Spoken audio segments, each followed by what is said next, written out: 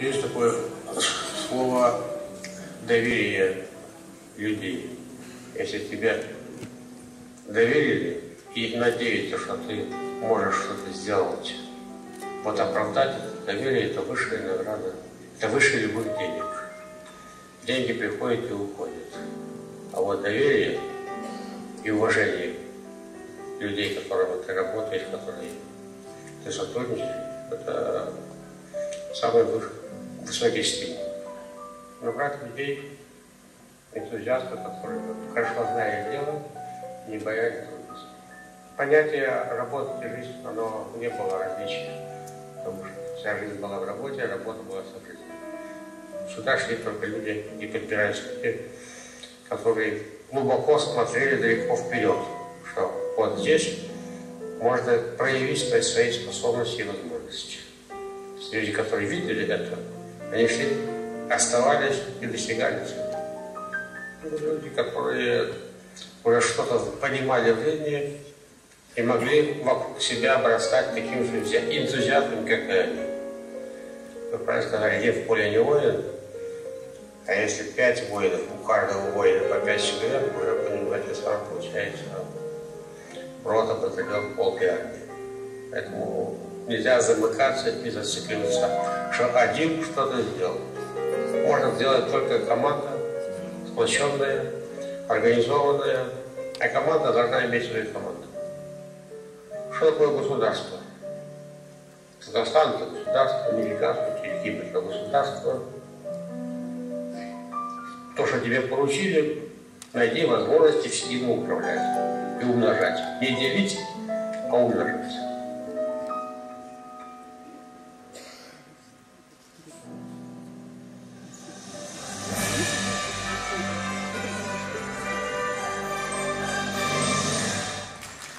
Добрый день, уважаемый господин президент. Добрый день, дорогие друзья, которые собрались сегодня на эту прекрасную встречу. Человек-эпоха, человек-легенда. Именно так можно назвать основателя уникального направления в экономике.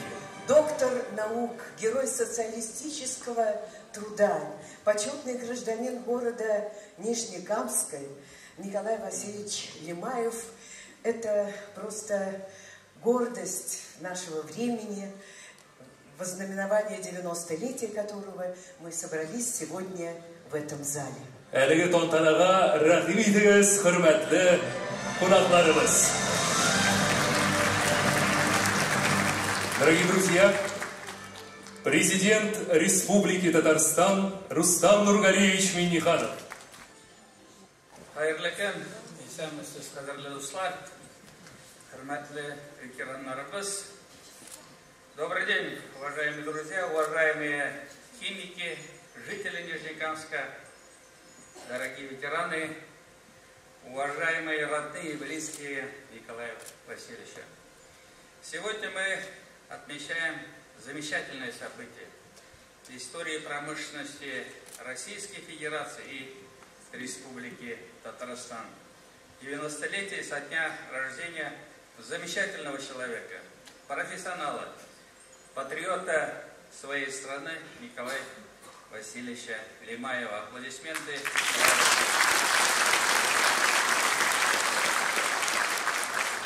С его именем связано строительство и успешное развитие крупнейшего в Европе нефтехимического комплекса и города-спутника Нижнекамск. В начале 60-х годов в Татарстане стремительно развивалась нефтяная промышленность. Большая нефть республики дала мощный импульс к развитию всей нефтехимии Советского Союза. У истоков этого масштабного созидательного проекта его движущей силой и душой был молодой руководитель Николай Васильевич Лимаев.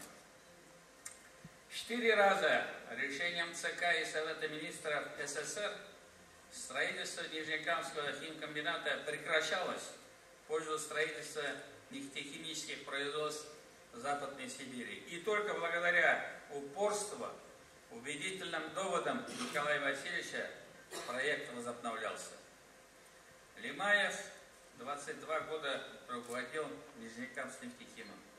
Именно в это время были введены уникальные по своему значению, масштабу и внедряемым технологиям производства химкомбината. Город Нижнекамск стал одним из современных и благоустроенных городов нашей страны. Здесь сформировались трудовые династии нефтехимиков. В дальнейшем на посту министра химической и нефтеперерабатывающей промышленности СССР Николай Васильевич внес значительный вклад в развитие отрасли всей страны. Мне довелось общаться с Николаем Васильевичем лично. Его отличали не только эрудиция и глубокие знания в области химических превращений, но и умение мыслить на перспективу категориями большого масштаба. Время подтвердило мудрость и дальновидность этого человека. Подготовленные им проекты по развитию производства полимеров успешно реализованы его учениками. В настоящее время Нижнекамский нефтехим производит более 120 наименований высокотехнологичной продукции. Является лидером на российском рынке синтетического каучука и пластика. Успешно реализует стратегию по удвоению производственных мощностей и повышению эффективности. Нижнекамск стал столицей российской нефтехимии и одной из базовых точек роста нашей республики. Дорогие друзья, Николай Васильевич оставил о себе добрую память. Он стал одним из тех руководителей, которые изменили республику, сформировали ее в качестве одного из основных промышленных центров нашей страны. Не случайно по итогам всенародного голосования аэропорту Бекишева было присвоено имя Николая Васильевича Лимаева. Еще раз поздравляю всех собравшихся с сегодняшним знаменательным событием. Байрам бля, бажазгала и сәнне, рахмат.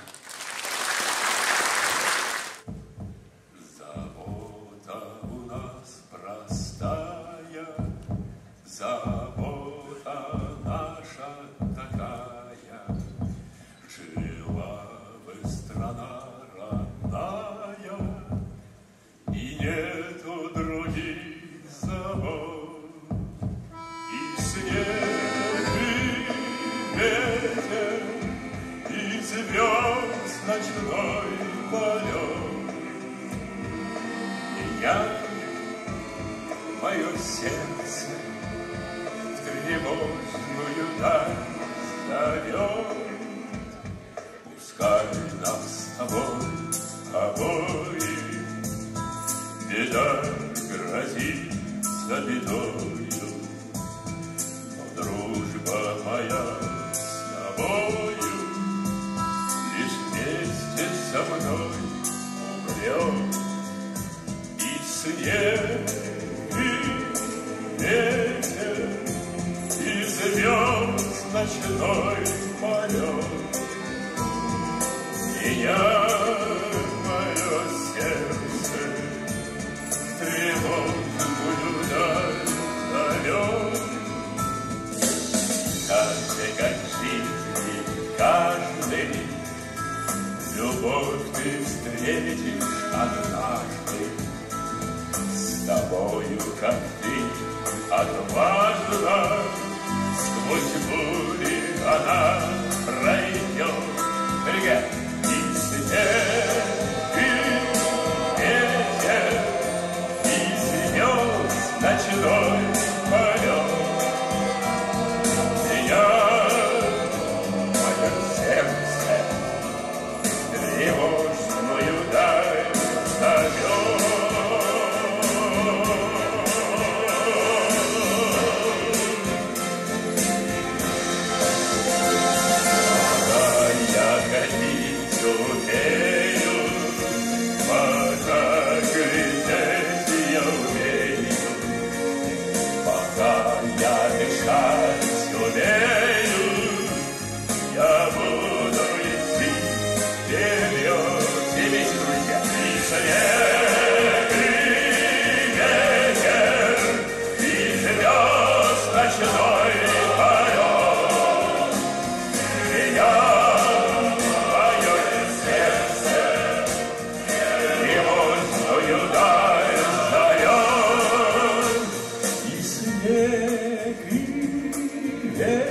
и звезд ночной полет. Меня мое сердце в тревожную даль зовет. Внимание, друзья! Звучит голос Александры Николаевны Пахмутовой. Не думай, что все пропели, что бури все отгремели. Готовься к великой цели, а слава тебя найдет. И свет, и ветер, и звезд ночной полет. Меня мое сердце тревожную даль зовет.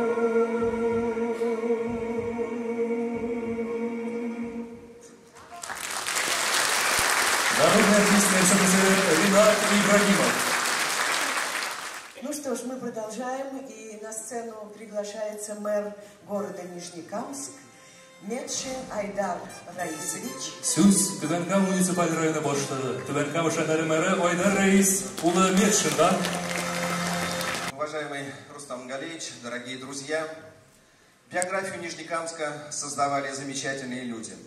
Плеяду ярких и талантливых руководителей, в числе которых были Евгений Никифорович Королев, Александр Николай Александрович Теленов, извините, Ильдус Харисович Садыков, возглавлял легендарный Николай Васильевич Лимаев. Именно он задавал тон, именно он задавал темп развитию на Нижней Каме, строительства химкомбината, активно участвуя в создании социальной инфраструктуры города. Николай Васильевич блестяще разбирался не только в нефтехимических процессах, отчетливо понимая перспективу отрасли. Он душой болел за будущее Нижнекамска, четко представляя, какой должна быть жизнь города спустя многие годы. Большинство наших социальных объектов в Нижнекамске построены по титулу Нижнекамского химкомбината. Николай Васильевич с особым вниманием принимал участие в решении всех вопросов, касающихся развития города. И такой заинтересованный государственный подход в решении социальных вопросов может и должен быть примером для сегодняшних руководителей.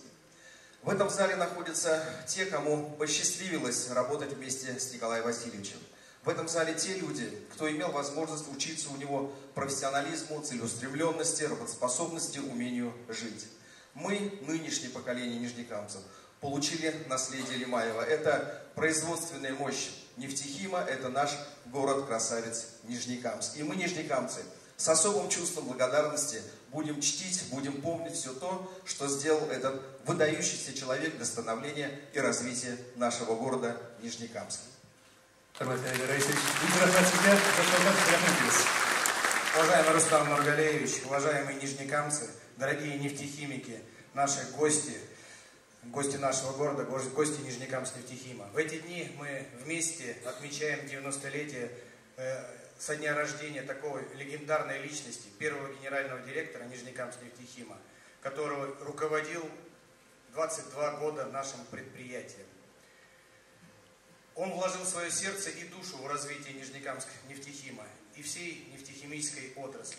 В этом зале сегодня присутствуют его коллеги, соратники, друзья, родные. К сожалению, сегодня не смогла присутствовать супруга Николая Васильевича, Исфирь Ефимовна, но я рад приветствовать Татьяну Николаевну и Ольгу Владимировну и всех ее членов семьи. Благодарю, что вы сегодня с нами. Хочу отметить, что нефтехимики очень трепетно относятся к сохранению памяти об этом великом человеке. Из уст в уста передаются воспоминания об особой человечности Николая Васильевича, об уважительном отношении к работникам, таланте подбирать управленческие кадры, о его заботе и любви к нашему городу. Николай Васильевич со своей командой единомышленников в чистом поле смогли построить такой гигант, уникальный нефтехимический комплекс и город. Талантливые управленческие решения Николая Васильевича, масштабность его мышления, глобальное видение перспектив развития нефтехимии определили судьбу всей отрасли и заложили основу и для будущих успехов нашего предприятия. Он предвидел многие вещи и развитие нашей компании как минимум на 40 лет вперед. Свои силы и энергию Николай Васильевич вкладывал в развитие Нижнекамска, Нижнекамск-Нефтехима, следуя принципу «не дели, а приумножай». Им был заложен ген социальной ответственности Нижнекамск-Нефтехима, который строил жилье, школы, детские сады, спортивные сооружения, больницы и другие объекты городской социальной инфраструктуры. При этом руководство города и комбината всегда были едины в решении общих социальных вопросов и послужило залогом успеха в развитии как и компании, так и города Нижнекамска. Этот год был объявлен нами годом Николая Васильевича Лимаева, и, соответственно, вот мы подходим сегодня, завтра к нашему апогею. Это было много различных мероприятий в течение года, но сегодня вот мы здесь собрались в этом уютном зале, чтобы еще раз вспомнить нашего легендарного земляка. Прекрасный город Нижнекамск. Да, Амир, знаете, меня вчера провезли по улицам, показали город, действительно, что самое удивительное, очень чистый. Я не видела ни одного разрушенного здания, и меня это очень порадовало. Зеленый, прекрасный, уютный город. Искренне рады, что наш город вам понравился, и тем более сейчас прозвучит песня, посвященная нашему прекрасному городу Нижнекамску. Исполняют заслуженные артисты Республики Татарстан Айдар Сулейманов, Алина Шарифджанова, Вячеслав Дагаев и танцевальный коллектив «Христа».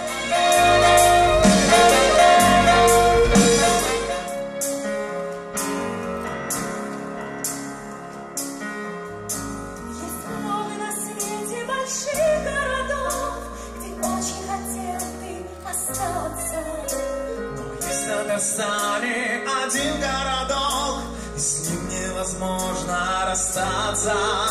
Здесь дети счастливые песни поют, здесь добрые люди живут. Нижнекамск, город мой, стал одной для нас судьбой. Нижнекамск, город мечты, будь же счастлив, мир свой цените, возводя сквозь преграды мосты.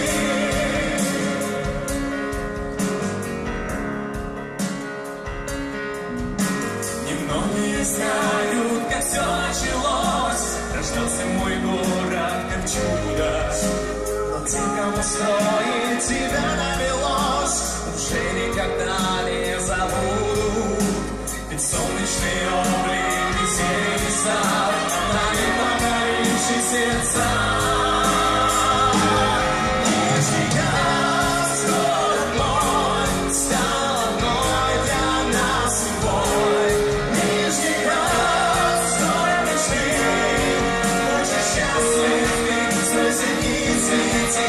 Возводя сквозь преграды мосты.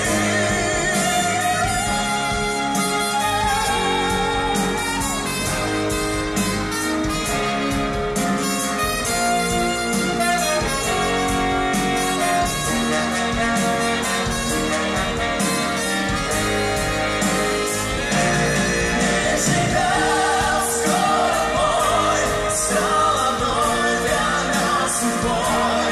Нижнекамск, город мечты, будь счастлив, ты свой зенит свети, возводя сквозь преграды мосты. Нижнекамск, город мой, стал одной для нас судьбой. Нижнекамск, город мечта, будь счастлив, ты свой зенит свети. Нижнекамск.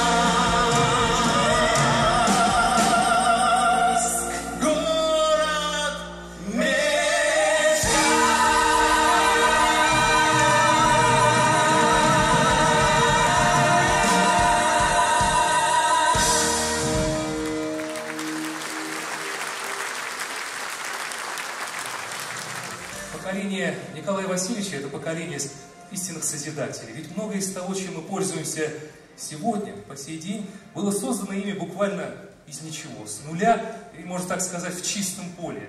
Они были сильны, потому что были едины, их объединял командный патриотический дух. Дело в том, что Николай Васильевич умел сохранять очень доверительные, теплые отношения со всеми, с кем сталкивался в жизни, с кем он дружил. И удивительно добрые отношения связывали его с Минтимером Шариповичем Шальниевым. Это были действительно очень уважительные отношения друг к другу.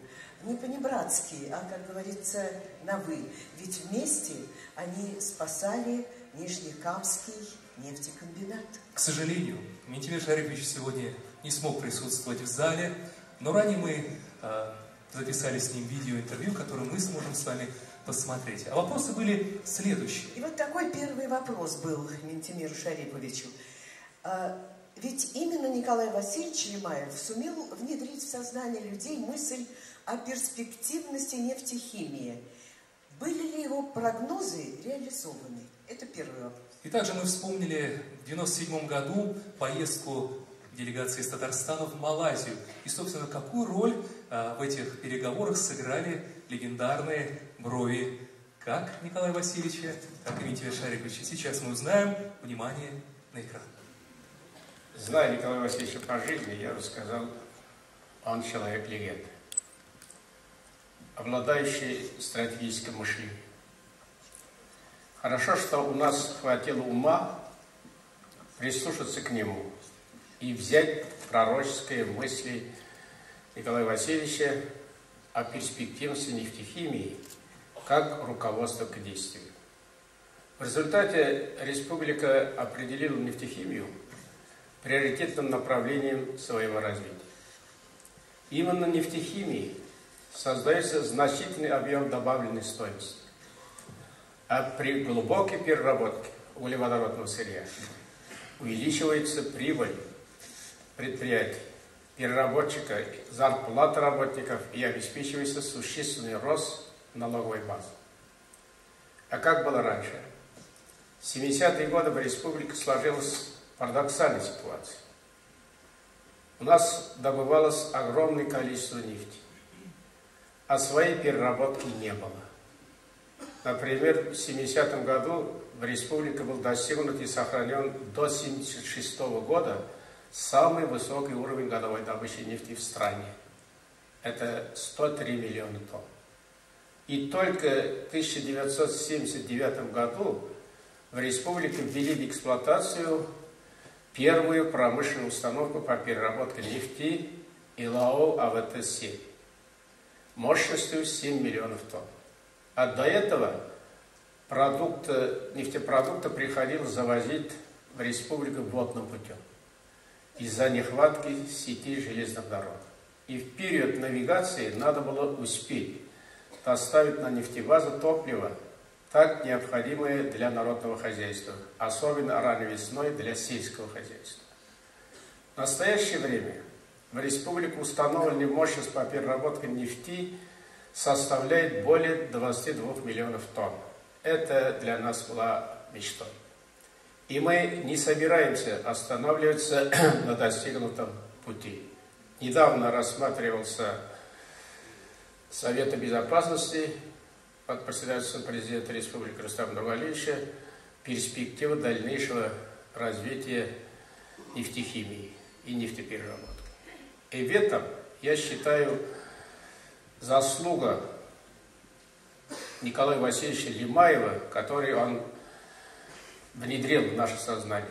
И, безусловно, всех вас, дорогие нижнекамцы. В той поездке мы удивили малазийцев и пытались многим. И автомобилями КАМАЗ, самолетами, вертолетами и высокими достижениями нефтедобычи и нефтехимии. Но оказалось, особое внимание удостоились нашей брови. Кто знал Николая Васильевича, те хорошо помнят. У него были густые брови. Они все время торчали во все стороны. Одним словом, выдающиеся брови, я бы так сказал. Мои брови тоже нередкие. Торчат как бы достойно, но значительно уступают его бровям. Мы приехали в торгово-промышленную палату, в столице страны Куала-Лумпуре. Председатель палаты китаец рассказывал нам, как они работают. Мы с Николаем Васильевичем стали задавать интересующие нас вопросы. И Таис терпеливо объясняет, отвечает, и вдруг говорит: зачем вам, господа, учиться у нас? Вы ведь сами очень умные. Оказывается, по мнению китайцев, люди с такими бровями не нуждаются в советах. Мы посмеялись тогда, но запомнили. Николай Васильевич был острослов. И когда представлялся после этой поездки случай покритиковать нас, он восклицал, посмотрев на нас: с такими-то бровями и не может решить. И мне сходу становилось ясно, что он бьет не в бровь, а в глаз. Но я должен сказать, что нам с Николаем Васильевичем тогда в Малайзии удалось включить акции Нижнекамск-Нефтехима в листинг Куала-Лумпурской фондовой биржи. Так что советую, ребята, займитесь бровями тоже.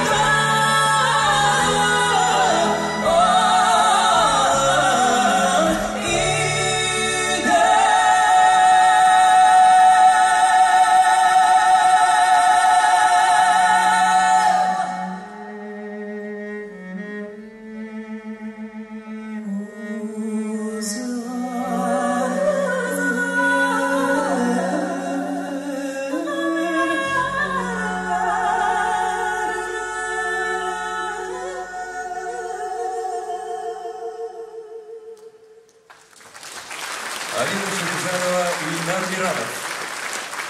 Сегодня в зале вместе с нами присутствует семья Николая Васильевича, его дочь Татьяна Николаевна Кондратьева и горячо любимая внучка Ольга Владимировна. Мы приветствуем их. Да, дорогие друзья, ваши аплодисменты. Также сегодня в этом уютном зале присутствуют соратники Николая Васильевича, ветераны стройки города и производства. Это люди, поднявшие буквально город и комбинат на своих руках. Ну и, безусловно, сегодня, обратите внимание, в зале представители молодого поколения, которые перенимают эстафету и уверенно смотрят в будущее. Да, но это прекрасно. Ведь Николай Васильевич отдавал городу свою душу, а людям свое сердце. И он не просто построил уникальное предприятие, можно сказать, в чистом поле. Он создал команду единомышленников, которые доказали всему миру, что советские нефтехимики лучшие в мире. Они создали город, построили предприятие не благодаря, а вопреки. Когда Лимаев пришел на Нижнюю Каму, здесь работало 47 человек, несколько бригад. Когда покидал пост, улетая в Москву, оставил коллектив почти в 20 тысяч человек. Едва ли не всех знал по имени и уж точно в жизни каждого оставил след. Сейчас сложно себе представить, в каких нечеловеческих условиях шла всесоюзная комсомольская стройка. Плановая экономика, когда все нужно выбивать и доставать, как говорил Николай Васильевич, сколько я стоптал ботинок в московских кабинетах, когда Нижнекамск строил, сколько стен непонимания пришлось сломать. В разные годы было предпринято несколько попыток под разными предлогами свернуть строительство комбината и города, но Лимаев каждый раз в высоких кабинетах доказывал, что строительство необходимо продолжить, что комбинат принесет огромную пользу экономике СССР. Время показало, что Николай Васильевич оказался прав. Нижнекамский нефтехимический комбинат стал одним из крупнейших предприятий Европы. 23 июня 1967 года в 17 часов директор химкомбината Николай Васильевич Лимаев выстрелом из ракетницы зажег газ. 31 июля этого же года на ЦГФУ получены первые тонны товарной продукции. Этот день считается днем рождения предприятия. Что касается значимости предприятия, которое Лимаев создал буквально с нуля, его ярко иллюстрирует один исторический эпизод. Визит председателя Совета министров СССР Алексея Косыгина на предприятие. Косыгин, глядя, как плывут по конвейеру 30-килограммовые брикеты с каучуком, взял калькулятор и стал что-то подсчитывать. А потом сказал: каждый брикет экономит 19 американских долларов. Никогда не видел, как куется доллар. Видите, сколько валюты нам экономит свое производство, сказал тогда Косыгин.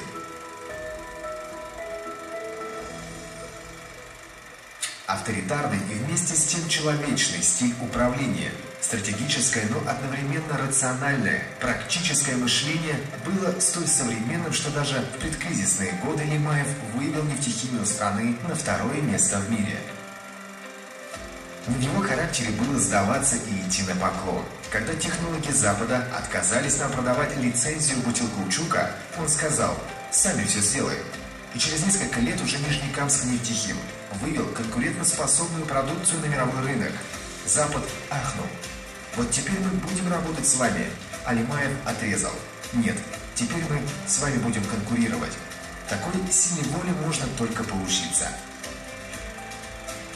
Время Лимаева – это не просто 22 года жизни комбината. Это пласт уникальной корпоративной культуры и история побед. Работа была его жизнью, жизнь – работой. Недаром еще в советское время, в 1980 году, Нижнекамский комбинат получил международную премию «Золотой Меркурий». Для Запада Нижнекамск с тех пор стал гарантом деловой обязательности и инвестиционной стабильности. Нижнекамск нефтехим, помня свою историю и применяя успешный опыт прошлых побед, следуя заветам Лимаева, уверенно смотрит в будущее.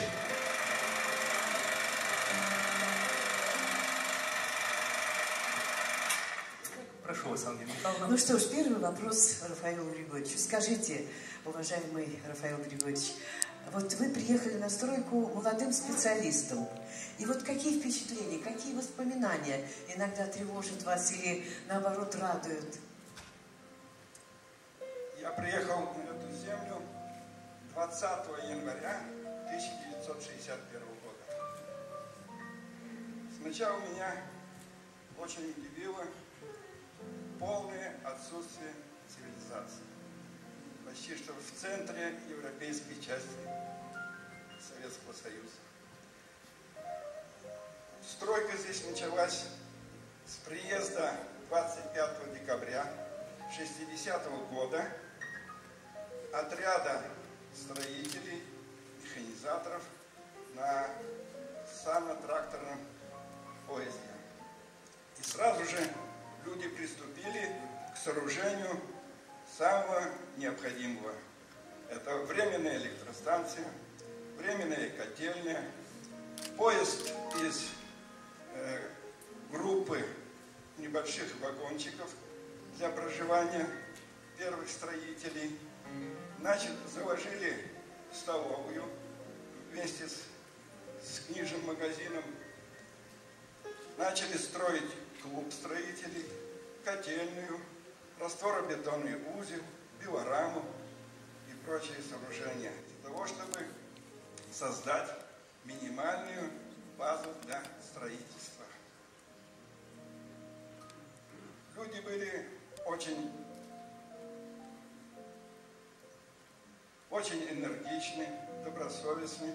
Каждый старался выполнять порученное дело.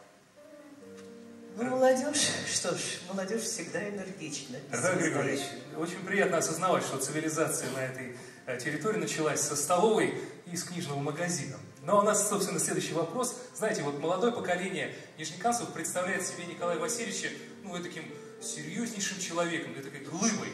А вот каким помните его вы? Каким он вам запомнился? Я знал, что в марте 1963 года Николай Васильевич приступил к обязанностям директора дирекции строящегося химкомбината. Но лично с ним я познакомился только через год, в конце апреля 1964 года, когда мне посчастливилось, он почему-то решил предложить мне должность своего заместителя. Меня удивило, что уже тогда он мне стал рассказывать, какие задачи предстоят перед всеми нами. Нужно было построить крупное нефтехимическое производство, на котором будут работать десятки тысяч людей, и меня удивила уже тогда его прозорливость. Он говорил, что у нас будет большой коллектив, нужно создать хорошие, нормальные бытовые условия, построить социальную инфраструктуру.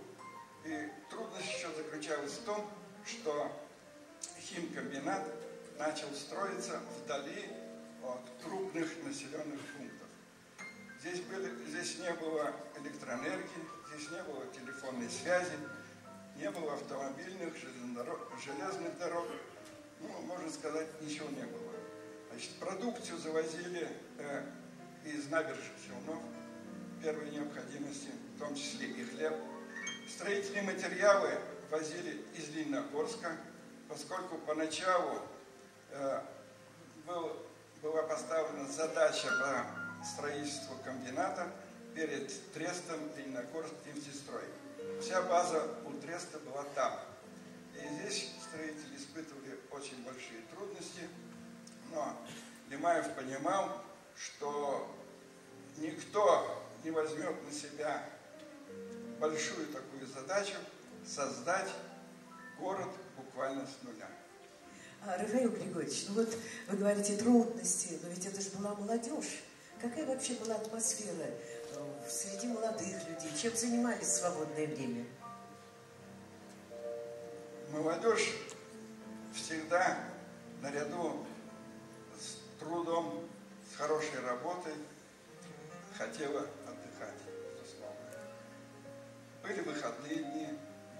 праздники, Сабантуй, День химика, День строителя.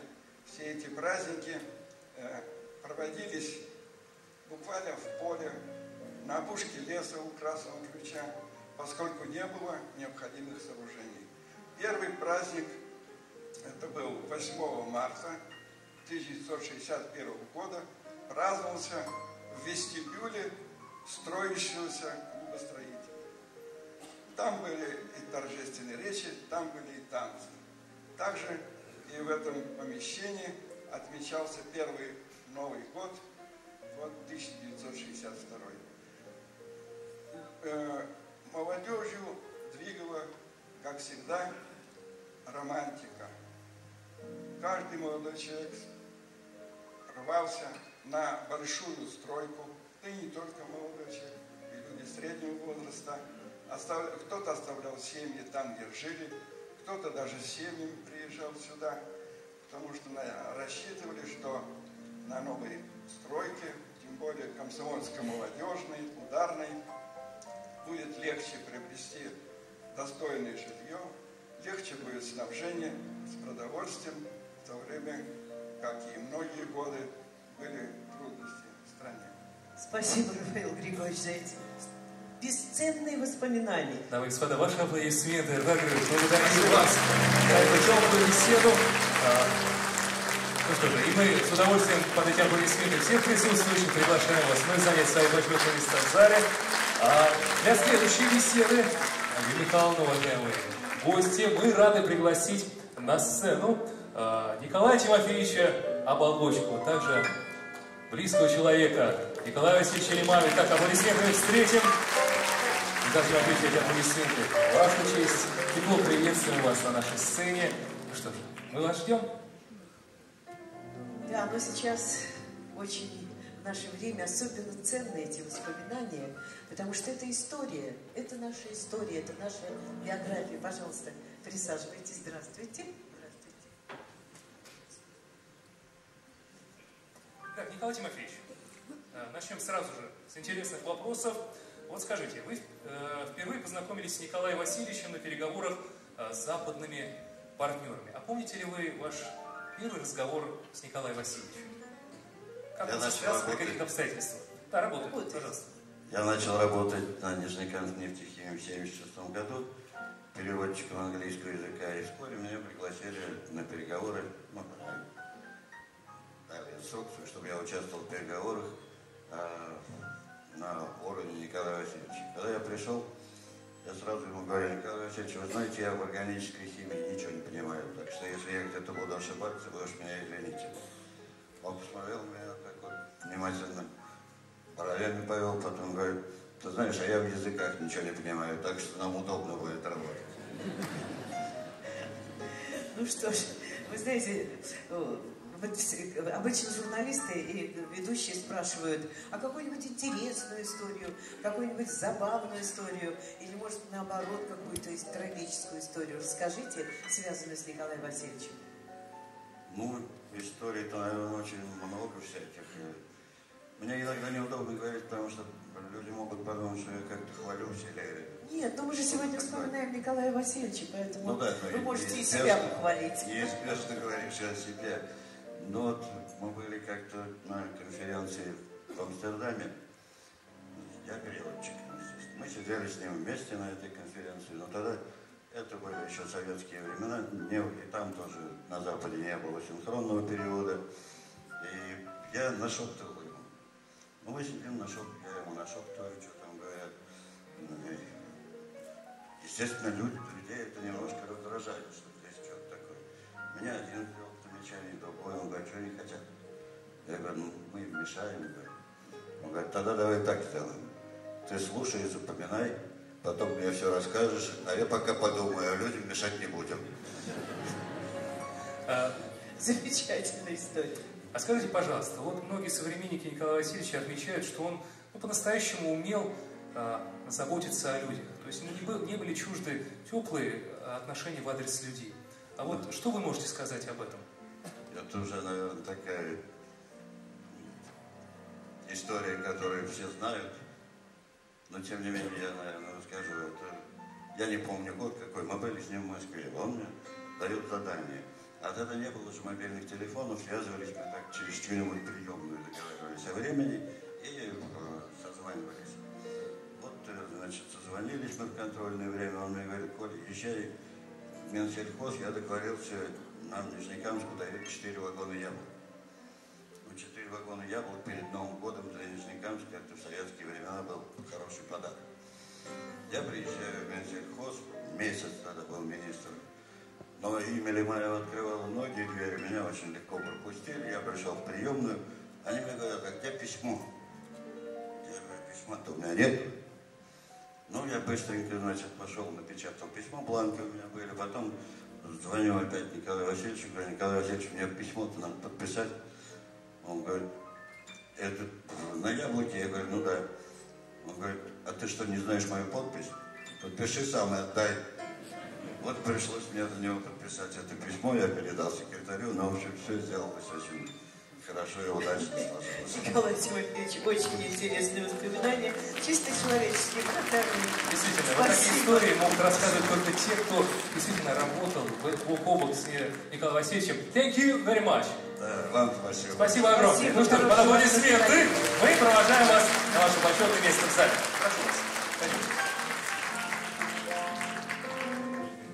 Да, друзья мои, сегодня с этой сцены будут звучать не только вот такие теплые, сердечные воспоминания, но и будут звучать музыкальные произведения, потому что с музыкой мы связаны по жизни, и каждая песня, каждое музыкальное произведение отражает свое время, свою эпоху, и, конечно, и своих кумиров. И вот сейчас я попрошу своего замечательного соведущего, солиста Казанской филармонии Амира Ахмадишина исполнить одно из прекрасных произведений, которое, я думаю, все вы знаете. Эта песня называется «Это наша с тобой биография». Ангелина Михайловна, спасибо огромное.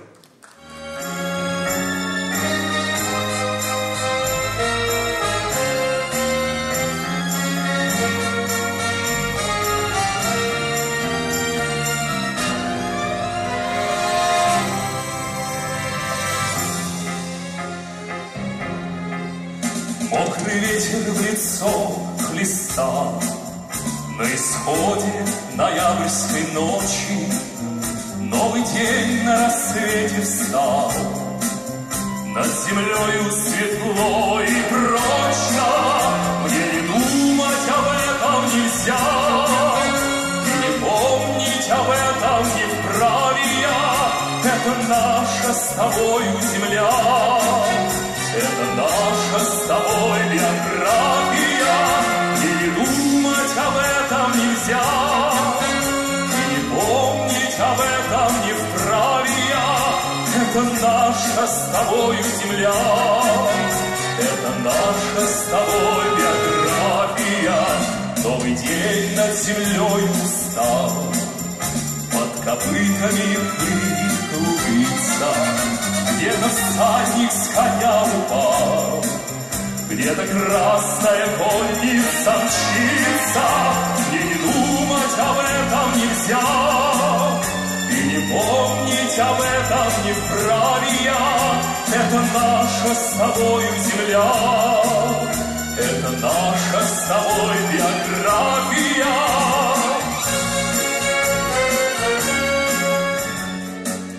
Ураганное помнишь шквал, нас сегодня зовет с тобой.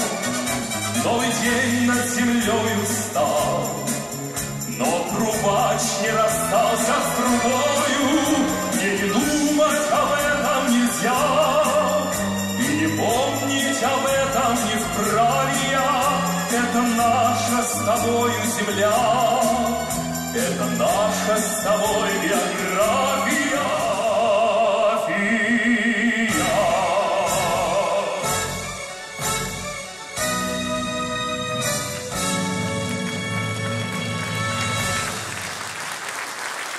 Мы приглашаем на сцену машиниста насосного отделения Амуцина Ахмед Харисовича Ахмадиева, который также прекрасно помнит Николая Васильевича, помнит начало работы предприятия. Итак, под ваши аплодисменты.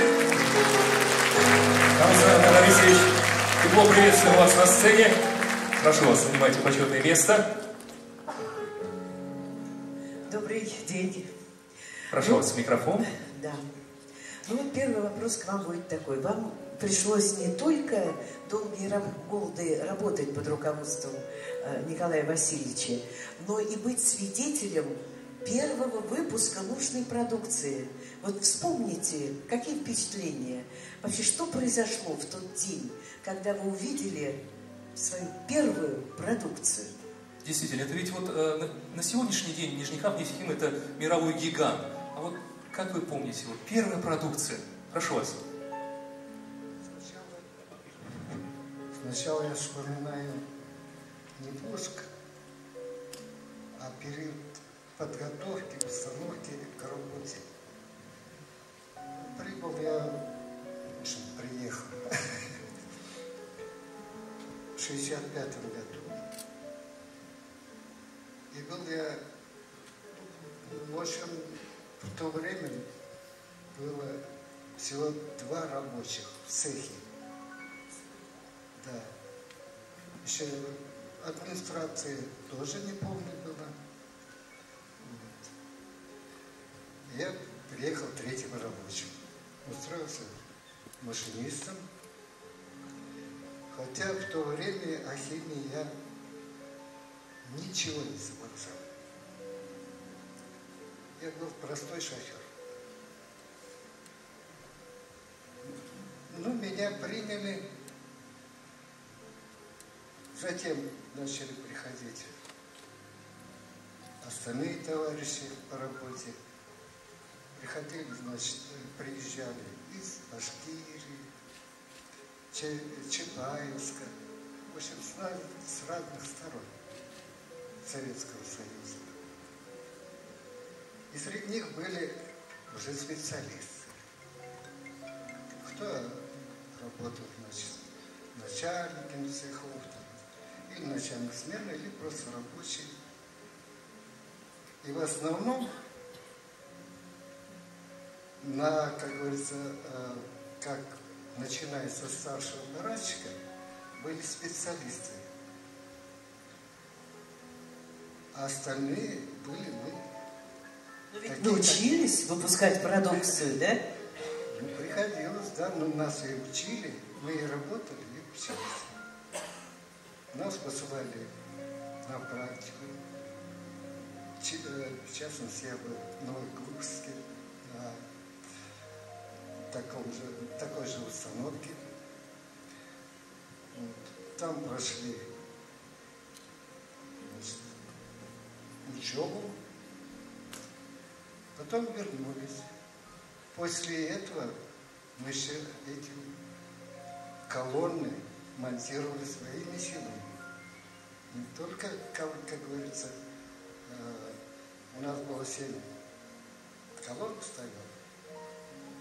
5 из них монтаж тарелок, не колонны, а монтаж тарелок мы произвели собственными силами. И еще хочу сказать, были комсомольцы, молодежь, которые пришли, как говорится, после школьной семьи, молоденькие девочки. Вот. Конечно, воспоминания это прекрасные. Действительно, такое время забыть невозможно. Вам нужно записывать все, чтобы потом издать книгу. А вот все-таки я возвращаюсь к своему вопросу. Вот как первый день прошел выпуска продукции? Первый день прошел. В общем, мы очень трудно пускались, во-первых. Не работали насосные установки, не шли торцы, пропуски. С этим. А первый выпуск я не помню.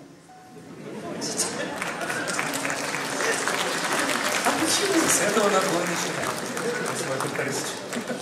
Ну, действительно, у вас очень интересная чудесные воспоминания. Вот про продукцию не удалось запомнить. Бывает так, у меня тоже так бывает. Потому что продукция выпускается не сразу. Сначала пустить колонию, разогнать, и так далее, и так далее. А продукция должна быть чистой. Для этого тоже должен поддерживаться режим определенный. А я в то время был машинист. И я поэтому ничего не знаю. Но и все равно вы молодец. Дай Бог вам здоровья еще на 100 лет. Потому что вы герой нашего времени. Спасибо большое. Виктор Ахмат Сезге, шундай жылы истәлекләр өчен. Шушы алкышлар сезгә, аплодисменты нашему дорогому гостю. Огромная честь, что вы сегодня с нами. Ну что же, и продолжение наших теплых диалогов с людьми, которые хорошо помнят Николая Васильевича, мы приглашаем на сцену в те годы секретаря комитета комсомола Нижнекамска Евтихима Марселя Хафизовича Шарипова. Поприветствуем также аплодисментами нашего дорогого гостя.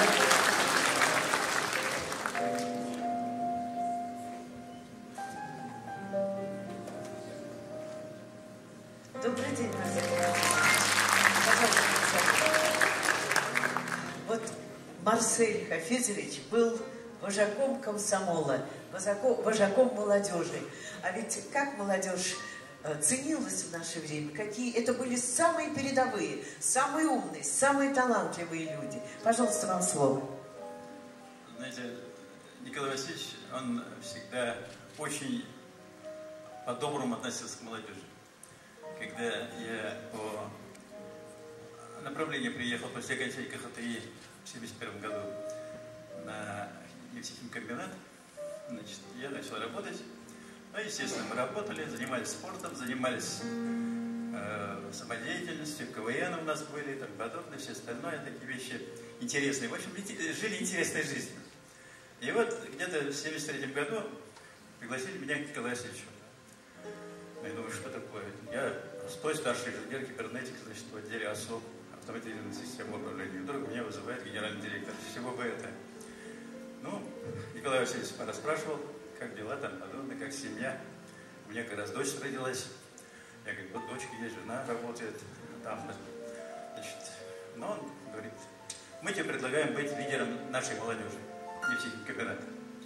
Он не сказал секретарю комитета комсомола, он так и выразился. Я до сих пор помню его слова. Лидером молодежи. Я говорю, Николай Васильевич, да нет, я работаю, вот мне нравится работа моя, там, да? Ну ты подумай. Ну я говорю, долго думать, завтра в 9 позвонишь. Ну я пришел к начальнику своему, с ним переговорил. Начальник у нас умный человек, Вацлав Витальевич Кротов, зам главного инженера. Он говорит, Марсель, раз я делаю такое предложение, иди работай. Ну, я пошел работать. Но я думал, это будет 2 года. Обычно секретарь комитета комсомола работал 2 года. Но мне пришлось работать 4 года. Вот. Николай Васильевич, когда я пришел со своими предложениями, вот говорю, вот есть такие ребята, там, он мне сказал, ваша кандидатура нас устраивает. Мне пришлось еще работать. Ну, жили хорошо, весело. Молодежь у нас составляла где-то комсомольцев, было 5000 человек.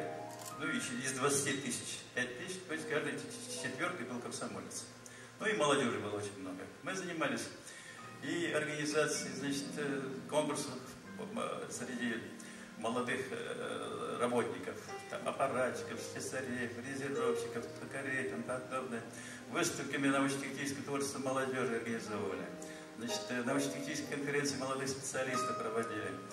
Спортом занимались, самодеятельностью вместе с правкомом. Ну, чем только не занимались. И, конечно, каждый год у нас выпускались новые заводы. Каждый год 1-2 завода.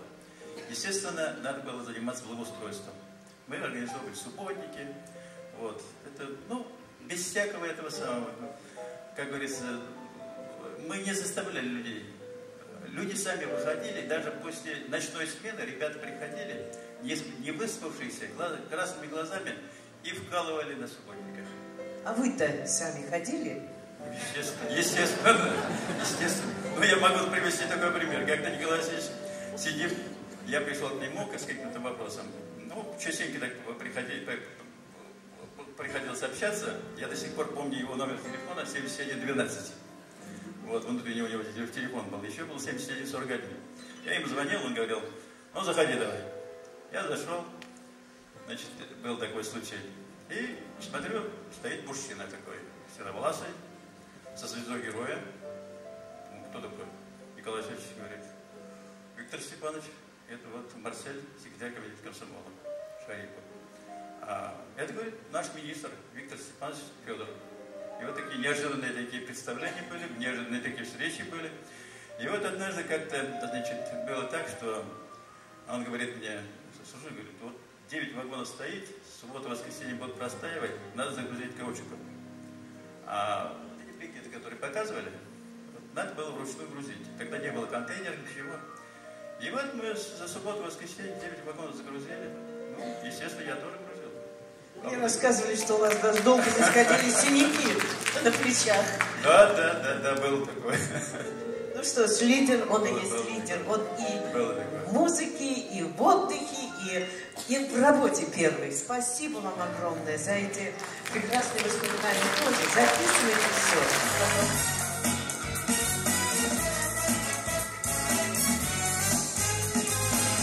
Мы объехали полсвета, но каждый раз тянуло нас домой.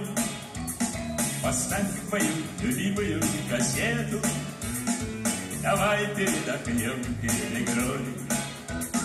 Трава на стадионах зеленее, а мудрость словно осень настает. Друг другу мы становимся вернее, когда борьба все яростней идет.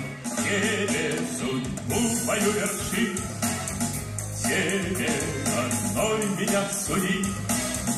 Команда молодости нашей, команда, без которой мне не жить. Помогаем тебе судьбу мою верши, тебе одной меня суди.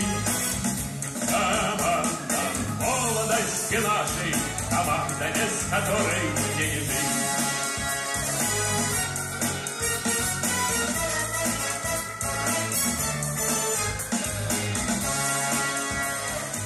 За спортом мы расстанемся не скоро, но время не унять и не сдержать.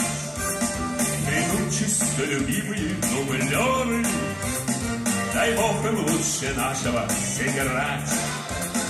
На верность проверяются таланты, нам есть за что судьбу благодарить. Мы преданы единственной команде, команде, без которой нам не жить. Тебе судьбу мою верши, тебе одной меня суди. Команда молодости нашей, команда, без которой мне не жить. Тебе судьбу мою верши, тебе одной меня суди. Команда молодости нашей, команда, без которой мне не жить. Команда, без которой мне не жить.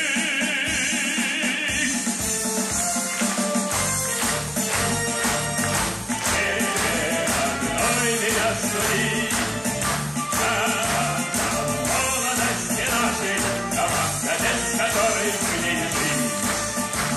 Команда, без которой нам не жить.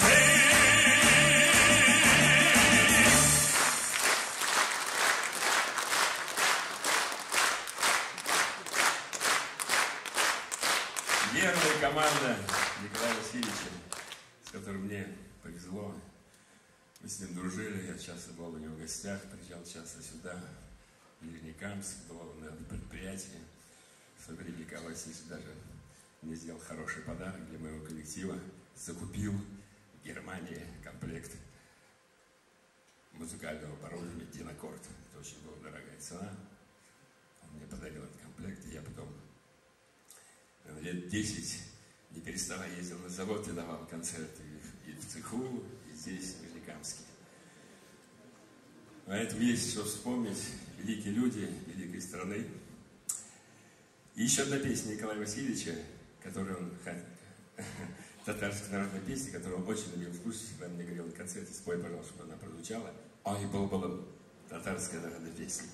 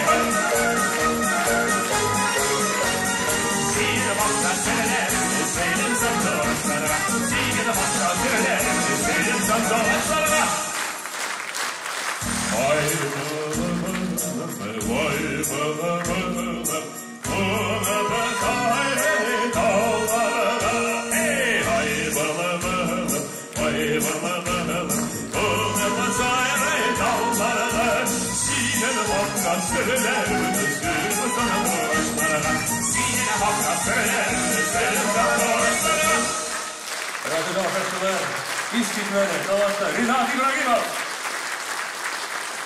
Вот как вы думаете, знал ли молодой Коля Лимаев, что, выбрав свою профессию, он изменит жизни действительно тысяч людей? Ведь когда-то, окончив нефтетехнологический техникум, молодой специалист направился в город Черниговск на строящийся нефтехимический комбинат. Но мне кажется, в молодости человек, если он уверен в своих мечтах, в осуществлении каких-то планов, у него обязательно все получится. И у него все получилось. И кроме того, здесь он встретил свою замечательную супругу, молодую красавицу Эсфирь, которая приехала по окончании Московского нефтяного института работать. Свадьба, как в те времена, была очень скромной, дома, в кругу самых близких друзей. Но, вы знаете, ведь не это же самое главное. Самое главное, что встретились два человека, которые были очень похожи. Она была очень красивая, умная, мудрая женщина. Ведь недаром они прожили вместе 49 лет. Вот дорогие друзья, история. Это действительно заслуживает ваших аплодисментов. И ваших же аплодисментов заслуживает семья уважаемого Николая Васильевича, который сегодня присутствует в зале. Итак, сейчас, дорогие друзья, мы предлагаем взглянуть на экран, ведь там мы увидим видеопослание нижнекамцам от уважаемой Эсфирь Ефимовны. Дорогие нижнекамцы, я вас очень люблю и очень горжусь, что именем моего мужа будет называться аэропорт. Желаю вам всем счастья, здоровья, чтобы жизнь вас радовала и ваш красивый город приносил вам удовольствие. Желаю вам счастья, крепкого здоровья, чтобы все в жизни у вас было интересно, все были живы. Про вас говорят, что вы истинная дочь своего отца. Как вы считаете, вы похожи с ним? И каким... Наверное, я слабая копия. Не думаю. У такого человека не могла, тем более, как ваша мама, не могла родиться слабой копией. Выдающаяся копия. Вы нам как говорили о вас. Вот расскажите о вашем отце, какие-то ваши самые такие трогательные воспоминания. Да вы знаете, наверное, вся жизнь это что-то... Папа нас очень любил и был очень добрым человеком, очень умным, очень выдержанным. И практически все, чему он нас научил, это, так скажем, он нас никогда в жизни не читал морали, не давил авторитетом, ничем, но вся вот его жизнь, его высказывания, они как раз те, которые стали семейными, и мои наши внучки этими выражениями пользуются. То есть... А как отец он был строгий или нет? Или это был отец-друг? Нет, это, конечно, был друг. Вы понимаете, он ни разу в жизни не поднял голос, он никогда не критиковал и не ругал, но, тем не менее, это был самый большой авторитет в моей жизни. Но вы, наверное, его мало видели, потому что, как правило, такие люди государственного уровня, они мало бывают дома, они все время работают, что-то делают. Поэтому я думаю, что эти редкие часы, как вы проводили их? Как он был дома? Вот, вне костюма, вне рабочего настроя, просто вот дома. Как он отдыхал? Ну, давайте скажем так, что самое большое его хобби, конечно, как и занятие, это была работа. Второе, это то, что он всю жизнь читал и всю жизнь учился, и пытался прочесть хотя бы несколько страниц в день. Это второе. Третье, он очень любил природу. И когда я училась в школе, он нас с мамой брал и зимой вытаскивал на лыжах, летом в лес гулять. И вот тогда мы беседовали, общались на все темы. В общем, настоящая, дружная, советская семья, которой можно подражать, восхищаться и преклоняться. А позвольте еще один вопрос. Вот сегодня мы знаем, что и ваша дочь присутствует в зале. Вот одно дело, когда у мужчины вот свои дети, да, он полон сил, энергии, на пике силы, вот его семья — это одно дело. А вот когда появляются внуки, вот вы как знаете, мама, вот какие отношения были с внуками? Вот какой он был дедушка, пожалуйста? Вы знаете, когда я появилась на свет, он работал постоянно, еще учился в вечернем институте. То есть, фактически, я видела его крайне редко. Поэтому, когда появилась внучка, можно сказать, что это появилась его первая дочка. Поэтому отношение у него было, ну вы не представляете. Когда говорили о ней или что-то, у него сразу и глаза загорались. Вот как мы вчера летели, разговаривали, настроение исправлялось, и отношения были прекрасные. Спасибо огромное, Татьяна Спасибо, Николаевна. Татьяна Николаевна. Бог вам здоровья, нам эти аплодисменты от нижнекамцев. Ваши честь. Пожалуйста, снимайте свои почетные места в зале. Ну что, да, мы продолжаем. Я думаю, сейчас самое время после таких теплых воспоминаний послушать песню. Безусловно. Дамы и господа, дорогие друзья, музыка Павла Ермишева, слова Льва Ашанина. «Юность моя» исполняет заслуженная артистка Республики Татарстан Оксана Елтанская и танцевальный коллектив «Кристалл». Юность моя, перекресток дорог, мир перед нами велик и широк. Легендарного времени крестники поднимаются рядом ровесники за любовь и за мир поколение мое. Юность моя, ты гори не сгорай. Юность моя, ты друзей собирай. Руки свои, танцы, друзья, с вами бесстрашная юность моя. Юность моя, ты гори не сгорай.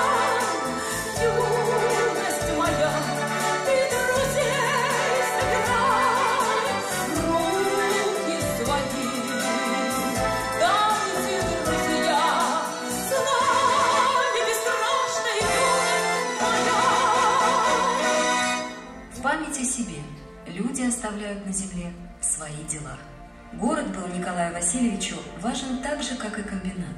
Тогда еще не успели нанести его на географические карты.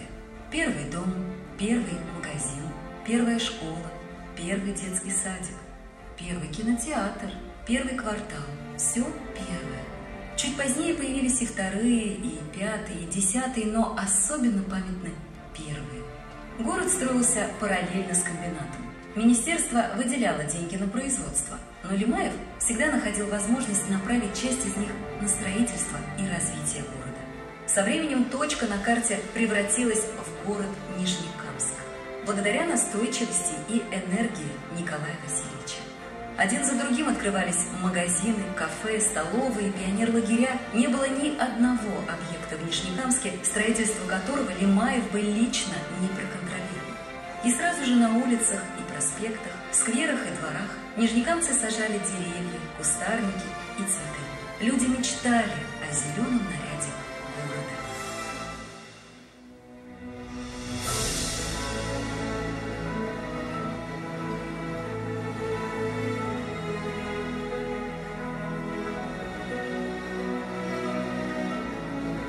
Дело, начатое в те далекие годы Лимаевым, живет и в наши дни.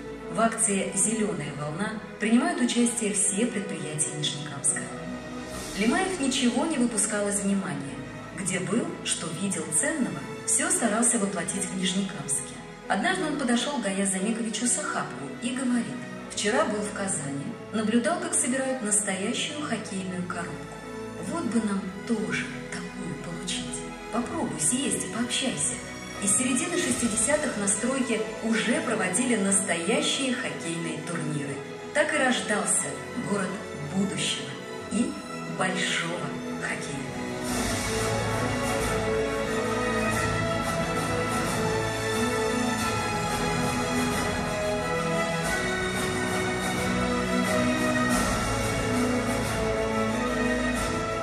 В 2001 году в Нижнекамске в присутствии президента Республики Татарстан и высоких гостей был открыт памятник первостроителю, первому генеральному директору Нижнекамскнефтехима Николаю Васильевичу Лимаеву. Памятник украшает площадь, которая носит его же имя. 1 июня 2019 года указом президента России Владимира Путина аэропорт города Нижнекамск получил имя легендарного основателя Николая Лимаева. Тысячи татарстанцев отдали свои голоса за него. Президент Татарстана Рустам Минниханов поддержал кандидатуры Габдуллы Тукая и Николая Лимаева.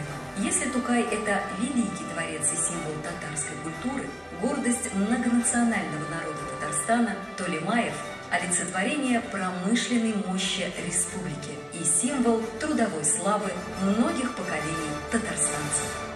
Амир Ахмадишин, он стал известным буквально с первого дня своего рождения, потому что в 1992 году, когда он родился, он был 2000-м жителем города Нижнекамска. Поздравляем вас с этим. Такое почетное звание. Действительно, это да. приятная часть моей биографии. А как родители на это отреагировали ваши? Да, вот на экране появилась фотография моей семьи, отец, мама, мой старший брат и я на руках. И действительно Нижнекамск сыграл огромную роль в нашей семье. Вот мой отец, Фаис Фаикович Ахмадишин, заслуженный работник культуры Республики Татарстан, многие годы своей трудовой карьеры посвятил развитию культуры нашего города. И интересный факт, когда я ему сказал, что вновь приеду в Нижнекамск, и мероприятие посвящено Николаю Васильевичу, он вспомнил такой интересный факт. Я думаю, вот нижнекамцы тоже это прекрасно знают. Именно по, скажем так, с посыл Николая Васильевича был создан, не побоюсь этого слова, легендарный вокально-инструментальный ансамбль «Романтики» в 70-х годах, где проработал, играл, пел мой отец, именно с посылом Николая Васильевича. А моя мама, дорогая Лейла Завдатовна, работала в социальной сфере нашего города. Ну, что я могу сказать? Это великая честь вернуться в родной город, стоять на этой сцене и проводить вот столь масштабное мероприятие. Спасибо огромное вам, дорогие нижнекамцы, за возможность. Ну вот такая замечательная семья в городе Нижнекамске дала стране сына замечательного. Это Да. По-моему, прекрасное событие, этим можно гордиться. Я рада за вас. Благодарю вас. Ну и возвращаясь, спасибо огромное. Возвращаясь к нашим душевным разговорам, хочется сказать следующее, что если обсуждаются какие-то события, которые происходили в Нижнекамске, стоит сказать, что, допустим, это было при Лимаеве, чтобы понять, какая атмосфера царила в Нижнекамске тех лет. Ну, такой настоящая советская романтика, я уверен. И я уверен, что своими хорошими, добрыми воспоминаниями о тех годах поделится наш следующий гость. И мы, собственно, рады пригласить уважаемого Роберта Шакировича Шамгунова. Поприветствуем аплодисментами. В те годы Роберт Шакирович занимал пост первого секретаря горкома КПСС города Нижнекамска. Итак, вот он уже на сцене. Еще приветствую вас. Здравствуйте, прошу вас. Роберт Шакирович, вот такой у меня к вам вопрос. Ведь вы же промышленник по образованию, да? И вдруг вы оказались на такой большой руководящей должности. А ведь вопросы-то разные, и медицина, и дети, и культура, все вместе. Как вам не было страшновато в первое время? И кто вам помог? Микрофон. В любом случае, наверное, страшновато, потому что груз ответственности первого секретаря был огромный же. Очень большой груз ответственности. Но, к счастью, мы прошли большую школу Николая Васильевича. Мне посчастливилось, и это, считаю, просто огромное везение своей жизни, что в жизни у нас многих нижнекамцев оказался такой гениальный человек. Активной жизненной позиции, упору, настойчивости, высочайшей порядочности мы всему учились у него. Когда меня, в общем-то, рекомендовали первым секретарем, я уверен на 100%, что без совета Николая Васильевича это не обошлось. Хотя он никогда об этом не говорил. Это не его в правилах было. Для того, чтобы как-то оправдать свою честь химика, мне надо было продолжать ту традицию великую. И благо еще Николай Васильевич был рядом. Частенько он подсказывал, поскольку я как бы его, как сын его, или он как наставник великий для меня. Поэтому, естественно, всегда переживал, если что-то не так получалось. И всегда поправлял. Было очень много. Просто время не позволяет рассказывать обо всем этом. Но Николай Васильевич, насколько его школа была значимой, я просто могу сказать на отдельных примерах, когда еще на комбинате я работал. Он всегда принимал нестандартные решения. Никогда ты не знал, что он скажет или что он сделает. Я хочу вспомнить, вот сейчас о комсомоле мы говорили, потому что был период, когда в Нижнекамске средний возраст был 26 лет. Вы можете такое представить? Поэтому эта молодежь сегодня достойна того, чтобы о них слагали легенды. Здесь вот присутствует нефтяник руководства. Они в свое время проявили такую огромную мудрость, пригласили нашего великого большого писателя Гарипа Ахунова, чтобы написать романы о нефтяниках. И появились такие книги, потом и спектакли такие появились. И вот это был как раз памятник великому подвигу нефтяников наших. Считаю, что, пользуясь случаем, здесь руководство наше находится. Вот к этой идее надо вернуться. Потому что Николай Васильевич всегда окружающим говорил: питайте меня идеями. Хотя он был глубоко творческий человек. И благодаря его этим предложениям многие идеи претворяли в жизнь. Естественно, и мы тоже такие предлагали.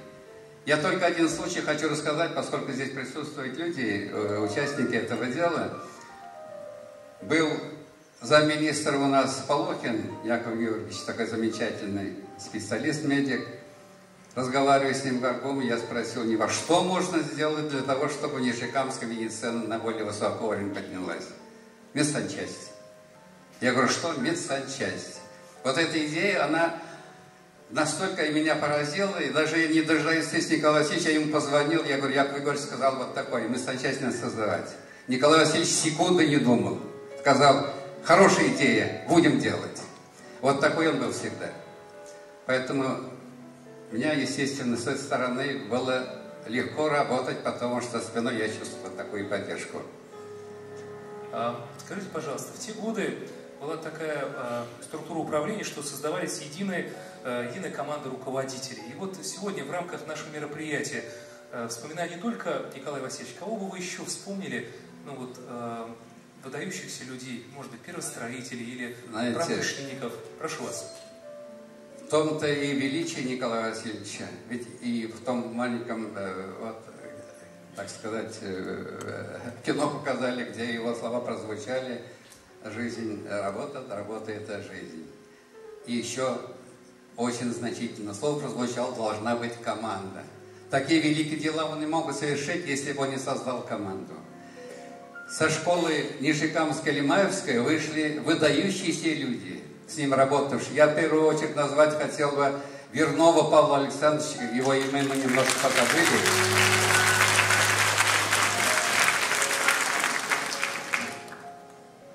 Спасибо.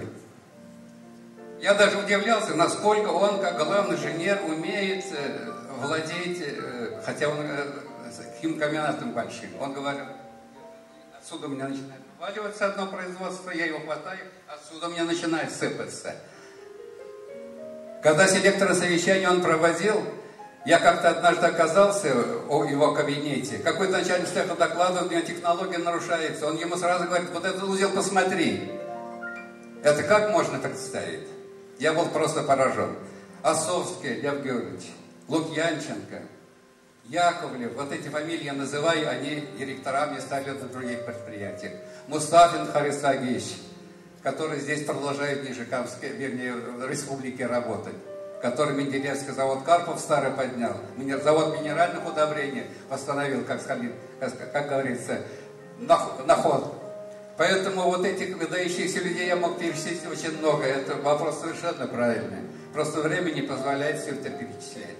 Школа его была выдающейся, поэтому мы и благодарны прежде всего этому. Он нас научил жизни, как надо работать, как принципиально решать вопрос. Роберт Шакирович, спасибо огромное за ваши воспоминания. Дай Бог вам здоровья. Действительно, большая честь, что вы сегодня вместе с нами на этом мероприятии. И продолжение наших бесед. Да, и сегодня... Прошу вас. Вы знаете, еще воспоминания не закончились. Конечно, их могло бы быть значительно больше, потому что вот сколько прекрасных людей в зале. Но сейчас мы хотим пригласить на сцену Мансура Мингалеевича Хаснуллина. Мансур Мингалеевич. Дорогие друзья, поприветствуем аплодисментами.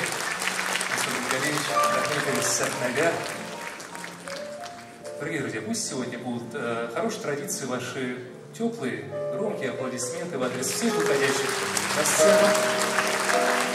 Вот пока Мансур Мингалеевич идет, я хочу сказать, что он приехал в Нижнекамск на стройку в 1966 году молодым специалистом по окончании Казанского химико-технологического института, возглавлял Совет молодых специалистов, профсоюзный комитет химкомбината. В течение 6 лет был мэром Нижнекамска. Одним словом, биография просто, как говорится, ах, пожалуйста, присаживайтесь, да. Ну что ж, я рада. Мы встречались в Токио. Представляете, какая встреча. Ну вот вы все немножко знаете начало биографии и продолжение этой прекрасной биографии. А ведь вы начинали с простой специальности, со слесаря. Хотя слесарь — это великолепная специальность, тем более сейчас они, по-моему, еще более востребованы, чем тогда. А почему так получилось? Я попал в Нижнекамск на строительство в 1966 году. После окончания химико-технологического института по рекомендации товарища Кирпичникова Петра Анатольевича, ректора Казанского химико-технологического института. И как только прибыл, секретарь ищет меня, а я еще никому ничего не говорил: найдите Хаснуллина, пусть зайдет ко мне. Он находился в недостроенном 9-этажном общежитии, недостроено, на 5 было этажей построено, он находился в кабинете на 3-м этаже.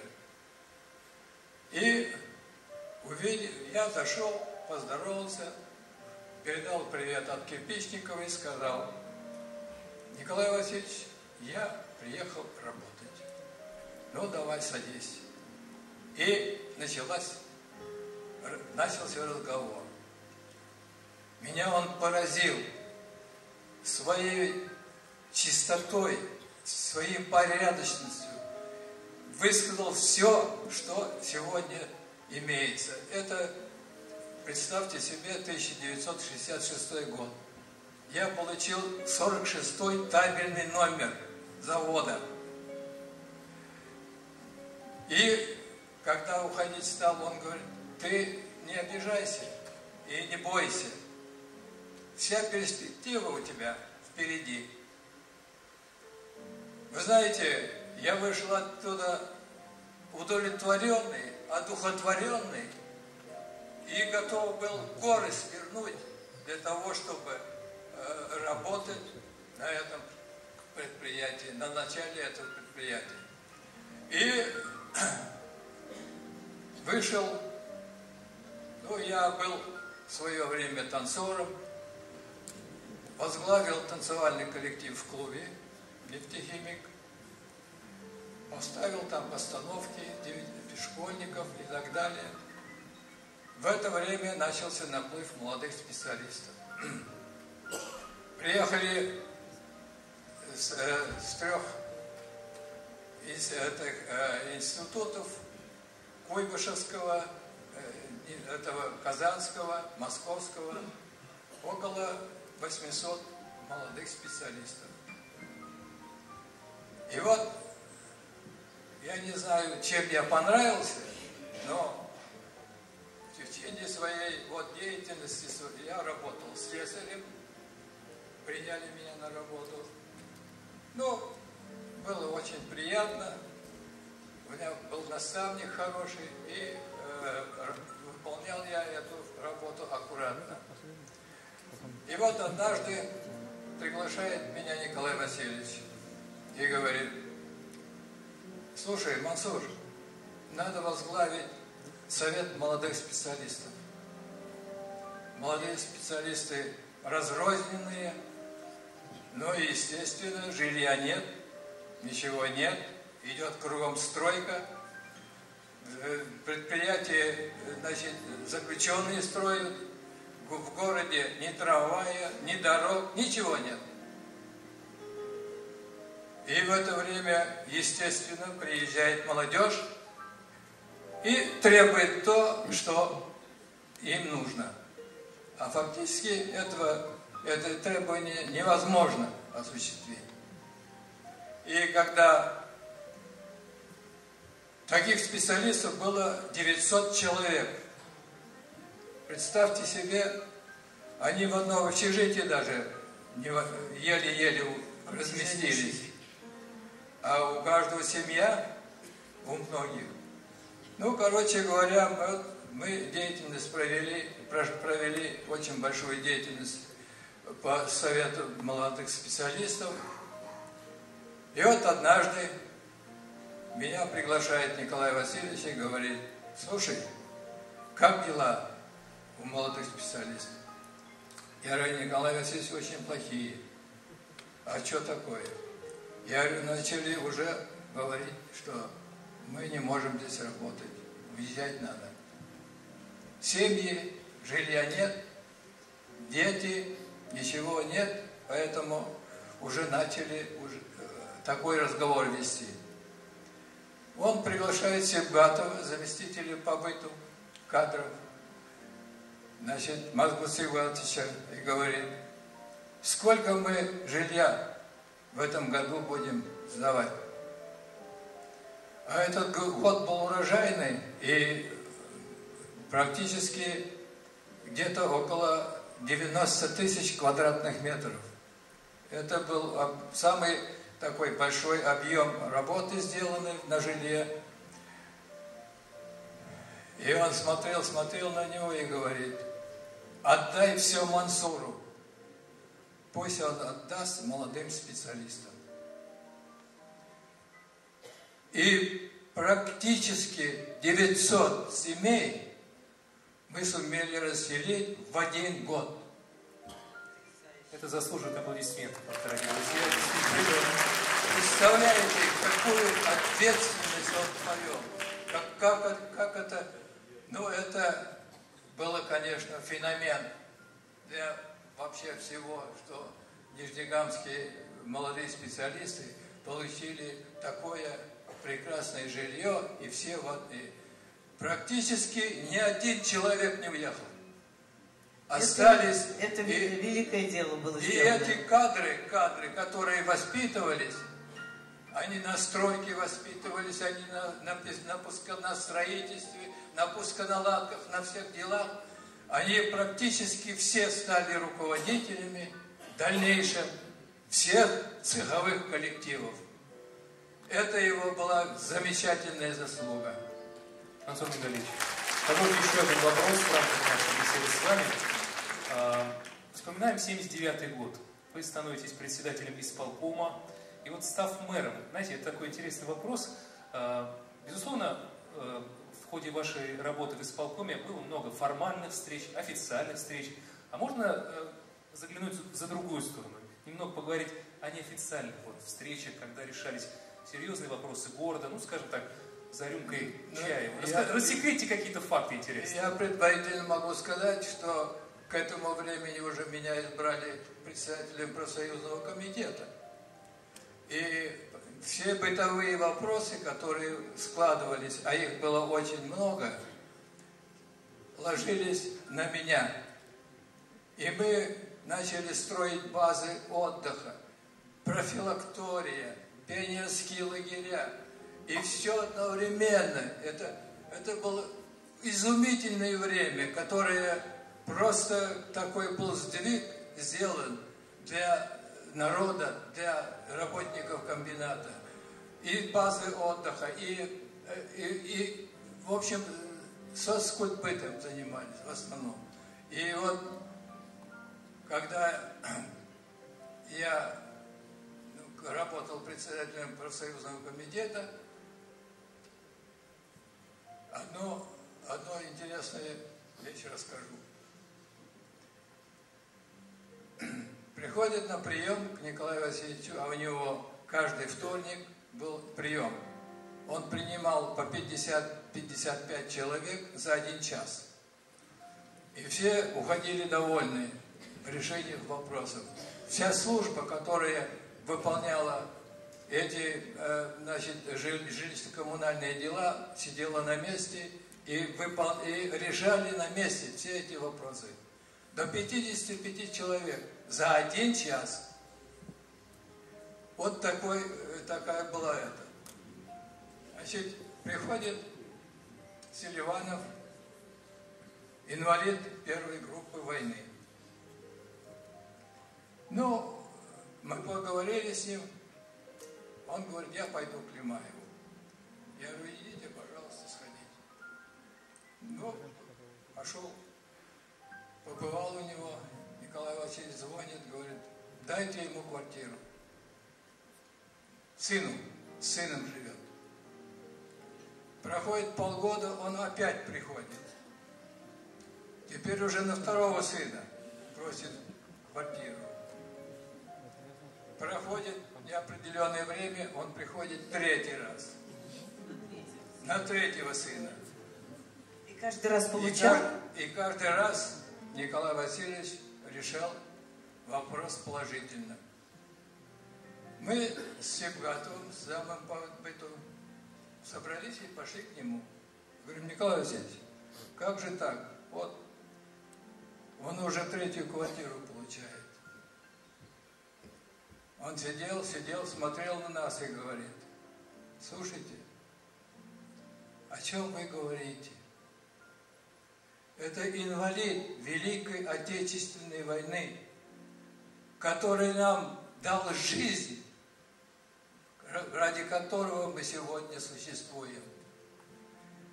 И если он еще 4-й раз придет, я еще дам. Этого человека надо любить, уважать за его... Вот это лицо Николая Васильевича. Вот какой он.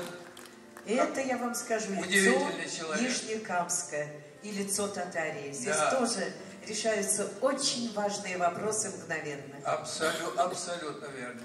Уже по остальным делам не о чем говорить, потому что все, что сегодня построено, это идея, это его авторитет, это его настырность, это его настырность.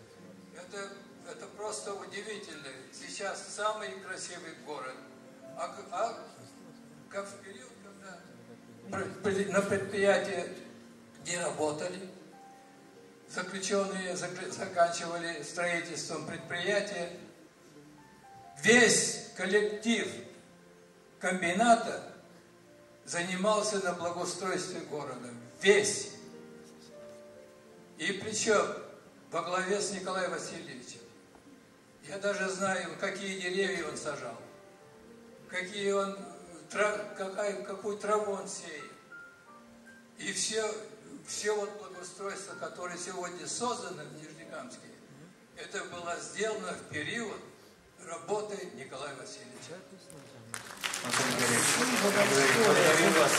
Да, бесценные воспоминания. Я уверена, что вы тоже до постов мэра этого города сделали немало для него. И примите нашу искреннюю благодарность и любовь к вам за то, что в нашей стране, в Татарстане живут и работают такие люди. Дай Бог вам здоровья. Мы прямые воспитанники нашего великого учителя. Спасибо. С такими словами, с такими улыбками можно жить и нужно. На фоне всех этих воспоминаний хочется пожелать, чтобы Николай Васильевич, память о нем всегда оставалась и жила в сердцах людей. Потому что, мне кажется, это дает импульс для новых добрых дел и для заботы о людях так, как умел заботиться Николай Васильевич Лемаев. Да, как говорится, таким, каким был, таким его надо и запомнить. Ну что ж, и сейчас, наверное, самое время, чтобы прозвучала такая прекрасная песня с хорошим названием. Автор музыки и автор текста Рубинов «На то тебя Господь благословил». Исполняют заслуженные артисты Республики Татарстан Айдар Сулейманов и Вячеслав Дагаев. Спускается над озером закат, дневную суету остановив. Был прав ты в жизни или виноват, пусть вновь душа откроется любви. Пусть ветер запах лжи несет с полей, и в роще распевают соловьи. Пусть счастливы все будут на земле, которую Господь благословит. А жизнь идет, как в поле полоса, и вьется, как серебряная нить. И не забыть счастливые глаза, первые рассветы не забыть. Ты в жизни зря ни капли не пролей, и каждый миг восторженно лови. Ведь жизнь всего мгновение на земле, которую Господь благословит. Мы не желаем и песен знать простых. Но жизнь потом научит нас вполне. Добро и зло, что делом для других, обратно возвращаются к войне. Чтоб душу не держать свою во мгле, чтоб честь свою и совесть не забыть, чтоб добрый след оставил на земле. А до тебя Господь благословит.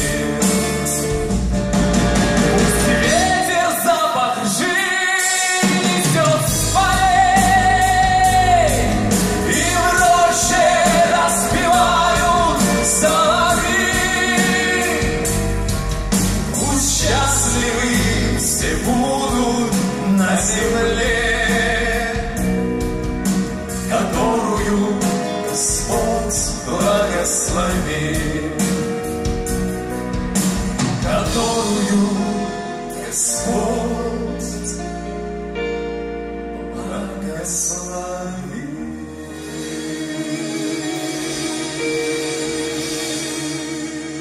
Сегодня такая теплая атмосфера царит в этом зале.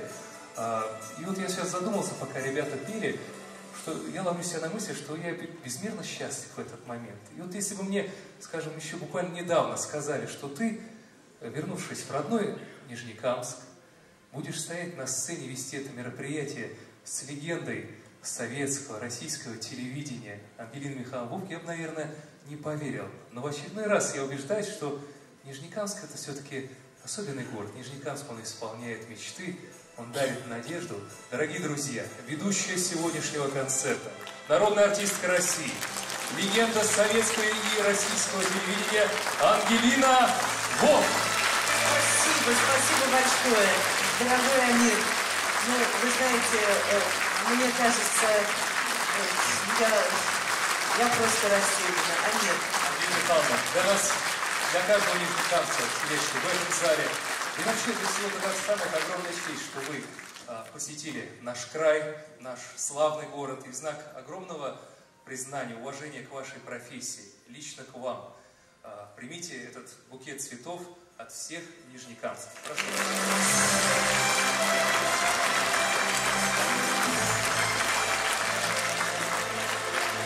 Спасибо, дорогие друзья, спасибо, дорогой Татарстан, дорогой Нижнекамск, за то, что в этой стране живут такие замечательные люди, с которыми мне всегда приятно встречаться, потому что мы проводим на берегу Черного моря фестиваль «Песенка года», и дети Татарстана, которые благодаря Рустаму Нургалиевичу, его поддержке, приезжают на 21 день отдохнуть и принять участие в фестивале, они всегда показывают самые высокие результаты. Очень талантливые дети. Так что низкий вам поклон за все. Процветайте, восхищаемся вами и любим. Ведь говорят, что мужчина должен построить дом, посадить дерево, вырастить сына, да? Лимаев что сделал? Он построил город, не дом, город. Он создал мощное предприятие. Он посадил тысячи деревьев и вырастил прекрасный коллектив, который и сегодня работает на благо нашей страны. И я считаю, что дай Бог, чтобы Господь никогда не оставлял, и Аллах никогда не оставлял эти благословенные места. Спасибо огромное.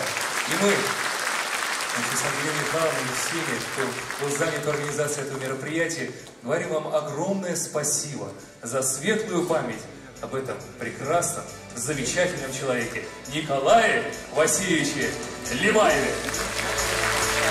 И, дорогие друзья, на сцене эстрадный оркестр МВД по Республике Татарстан под управлением народного артиста Республики Татарстан Марата Кадырова.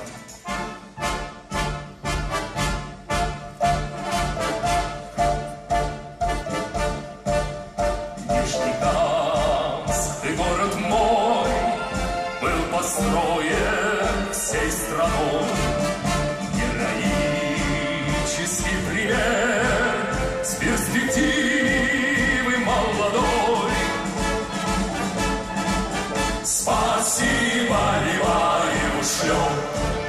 За город, завод и судьбу, за веру, за город живем, счастливую нашу звезду.